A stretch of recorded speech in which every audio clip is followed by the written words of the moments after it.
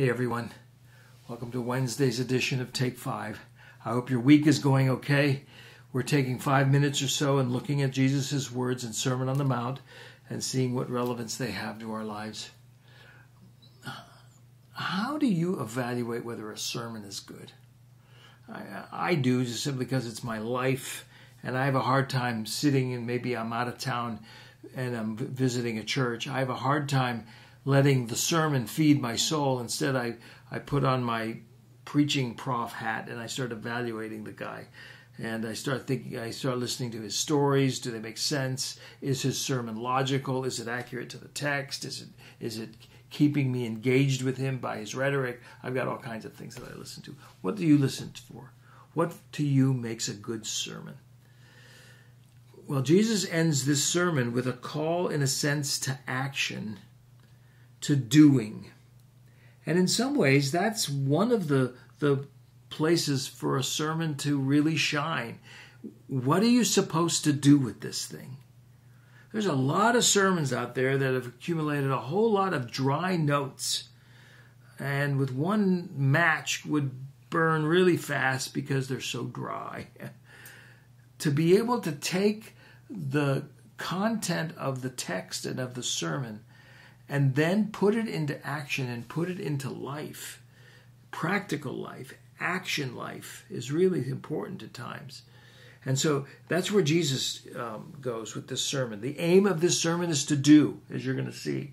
It's going to take a bit of reflection and assessing of my life, but then it really is doing. Remember, this was a sermon for Christ's followers about ethics. This is the way you ought to live. You've heard it say, do this way, and it was external.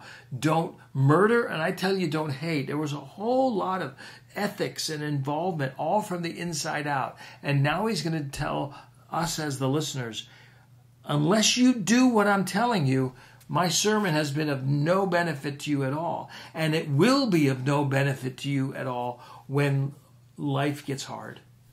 And in some ways, that's the evaluation of a good sermon.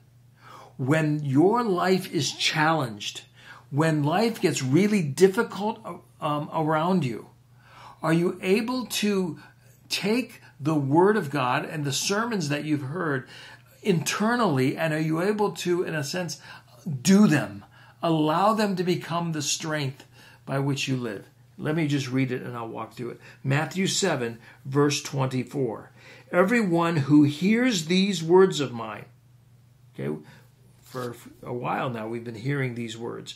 Everyone who hears these words of mine and does them. There's the doing. The aim is to do. You hear Christ's words about anger, about lust, about doing unto others, about not being anxious, about praying. You hear those words. Everyone who hears these words and does them will be like a wise person who built his house on a rock. And here comes life. The rain fell, the floods came, the winds blew and beat on that house, and it didn't fall because it had been founded on the rock. You hear the words of Christ. You hear his call to live in an ethical manner from the inside out, based on our faith in him.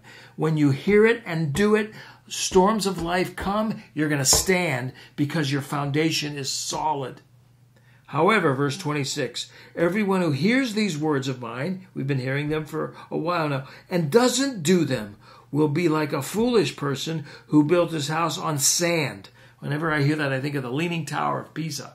If you ever go to Italy and you go to Pisa and you see the Leaning Tower, you'll realize, first of all, how close to the sea Pisa is, and then you realize that whole campus there with the baptistry, with the Leaning Tower, with a nice church, it's all built on sand, and that's why the tower's leaning.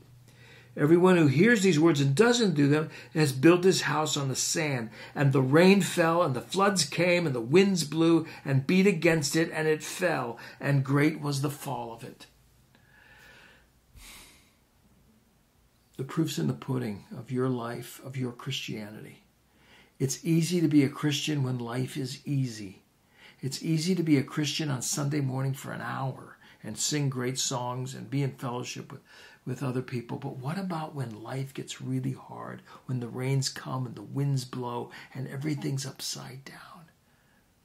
Has the word of Christ so impacted your life that you will be able to stand when life gets really difficult? That's the test of discipleship. Jesus wanted it for them, and he wants it for us.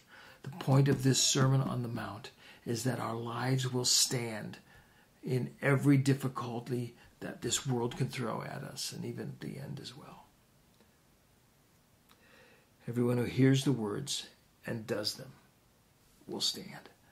We got Thursday and Friday to finish this sermon up. I may summarize a few things coming up, but I'll see you then. And have a great midday of your weekend. I'll see you on Thursday. So long.